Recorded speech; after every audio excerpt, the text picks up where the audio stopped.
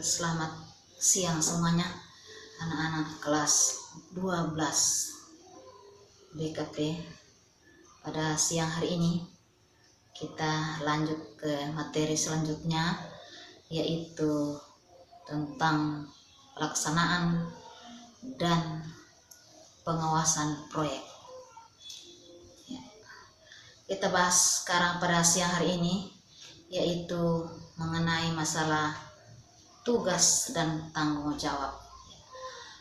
Tugas dan tanggung jawab tentunya kalian sudah pada pahami semua, di mana pada setiap kegiatan atau pekerjaan yang diberikan kepada kita masing-masing atau yang dibebankan kepada kita masing-masing, tentunya masing-masing mempunyai tanggung jawab. Sekarang kita bahas tentang tanggung jawab seorang proyek manajer. Tanggung jawab seorang manajer itu tentunya kita kalian pahami atau kita ketahui semua bahwa adalah tanggung jawab di dalam proyek tersebut, yaitu manajer proyek atau atasan proyek tersebut. Tentunya pada tanggung jawab proyek tersebut itu tentunya seorang manajer di dalam proyek itu tentunya bertanggung jawab penuh di dalam proyeknya, di mana dalam proyek tersebut tentunya berbagai macam-macam sub bidang di dalam yang dipercayakan kepada bawahannya untuk dikerjakan. Olehnya itu dikatakan bahwa ada proyek manajernya.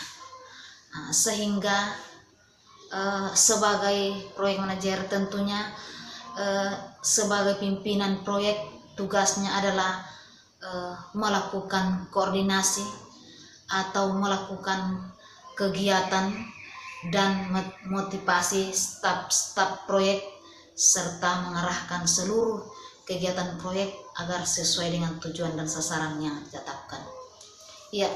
Di mana di dalam setiap manajer itu atau setiap pimpinan itu tentunya tugasnya untuk memberikan motivasi dan mengkoordinasi atau mengkoordinir anggota-anggota di dalam menjalankan tugas masing-masing. Baik di dalam pekerjaan proyek tersebut tentunya sudah diberikan tugas masing-masing, yaitu pada bidang atau keahlian masing-masing untuk bisa bertanggung jawab di dalam pekerjaannya masing-masing, sehingga seorang manajer proyek ini tentunya memberikan motivasi, memberikan arahan, memberikan dorongan untuk bisa bekerja sebagai pimpinan atau sebagai atasan untuk bisa membawai anak buahnya untuk bisa menyelesaikan tugas masing-masing. Seperti kalian pada siang hari ini tentunya salah satu contoh, misalkan Anda adalah seorang manajer proyek atau salah seorang yang ibu tunjuk sebagai seorang manajer salah satunya, tentunya itu gunanya untuk mengkoordinir, memberikan motivasi kepada bawahan-bawahan untuk menyelesaikan tugas masing-masing, sehingga apa yang kita laksanakan atau kegiatan di dalam suatu kegiatan proyek tersebut tentunya bisa mencapai tujuan dengan sasaran yang ditetapkan. Sasaran atau tujuan yang ditetapkan tentunya kita sudah harapkan pada awal perencanaan. Berikut kita lanjut ke tugas dan tanggung jawab staf manajer.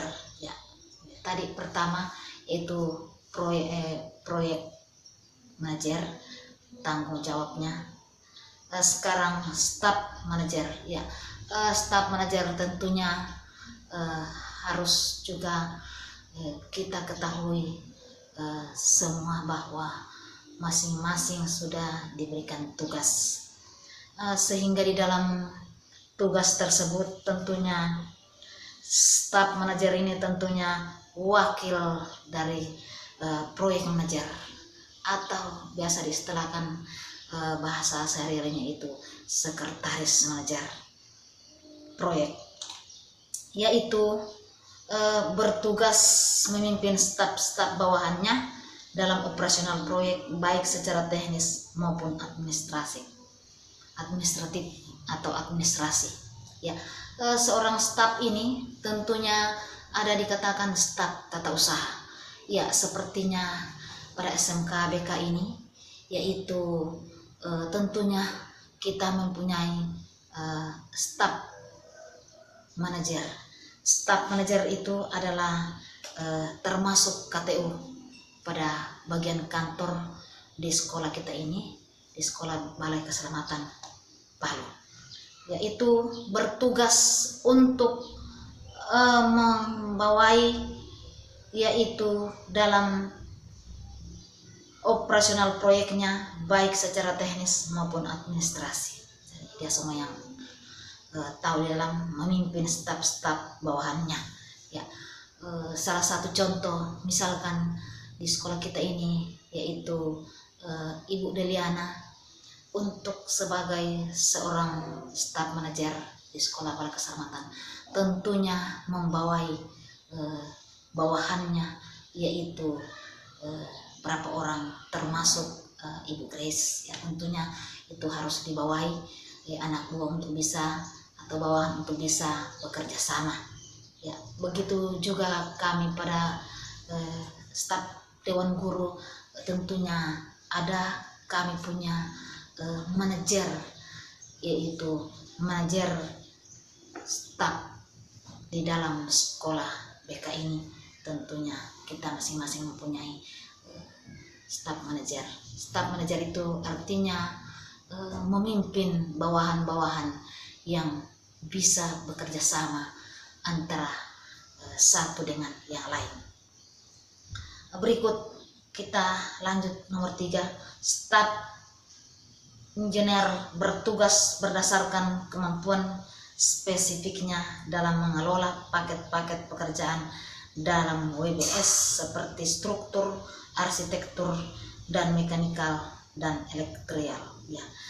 Tentunya di dalam pekerjaan mengenai staf manajernya itu, insinyurnya atau staf tekniknya, yaitu termasuk arsiteknya, tentunya ada yang bisa memimpin atau membawai tugas-tugas masing-masing berdasarkan kemampuan-kemampuan yang dimiliki oleh masing-masing bidang di dalam pekerjaan kita, sesuai dengan kemampuan kita masing-masing ya. Sehingga di dalam salah satu staf ini tentunya masing-masing mempunyai bagian yang sudah disiapkan sesuai dengan kemampuan, baik arsiteknya sebagai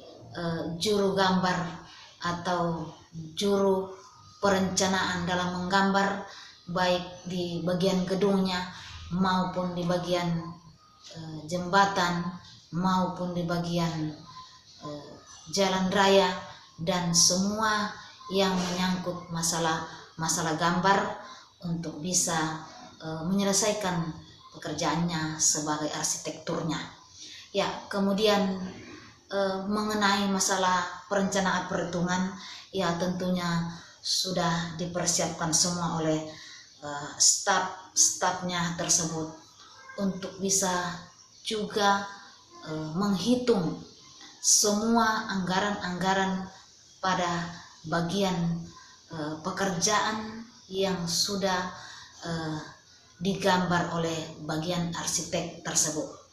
Sehingga di dalam tugas dan tanggung jawab ini masing-masing, baik dari proyek manajer maupun staf manajer, staf engineering, dan semua tugas-tugas supervisor, tentunya masing-masing sudah mempunyai kemampuan di bidangnya masing-masing untuk bisa menyelesaikan tugasnya, mengerjakan tugasnya, dan bertanggung jawab sebagaimana apa yang kita rencanakan bersama di dalam perencanaan pada awal mau bekerja tersebut, di dalam pekerjaan kita di dalam proyek tersebut. Berikut mengenai masalah tugas tersebut, tentunya sudah kita paham bahwa ada tugas dan tanggung jawab seorang supervisor. Seorang supervisor ini tentunya bertugas langsung mengawasi pekerjaan di lapangan sesuai dengan lokasi kerja. Secara garis besarnya bahwa pada pekerjaan proyek, kalian nanti dapatkan pada waktu prakering di lapangan, yaitu ada supervisornya. Tentunya itu tugas dan tanggung jawabnya itu adalah bertugas langsung mengawasi pekerjaan di lapangan. Jadi dialah yang bertanggung jawab di dalam pekerjaan tersebut di lapangan untuk bisa menilai, mengawasi, memberikan petunjuk atau arahan-arahan yang sesuai dengan kemampuan mereka untuk bisa dikerjakan oleh seorang pekerja di lapangan, atau istilahnya seorang buruh. Tentunya dia turun langsung untuk memberikan pengawasan tersebut. Apabila ada hal-hal yang tidak sesuai dengan perencanaan kita pada waktu pertemuan, tentunya dia yang bertanggung jawab di dalam pelaksanaan pekerjaan, di dalam penyelesaian pekerjaan, untuk bisa memberikan tanggung jawab di dalam pekerjaan di lapangan tersebut. Kalau pada sekarang ini, kalau supervisor bertugas itu langsung, berarti itu istilahnya orang sekarang itu adalah bagian lapangan. Biasa kalau dikatakan bahwa kerja di mana, di PU bagian apa, bagian lapangan, berarti itu adalah jabatan supervisor, di mana supervisor ini itu bagiannya adalah atau tugasnya adalah turun langsung mengawasi pekerjaan yang ada di lapangan, bertanggung jawab di lapangan apa yang terjadi di lapangan tersebut dalam pekerjaan proyek.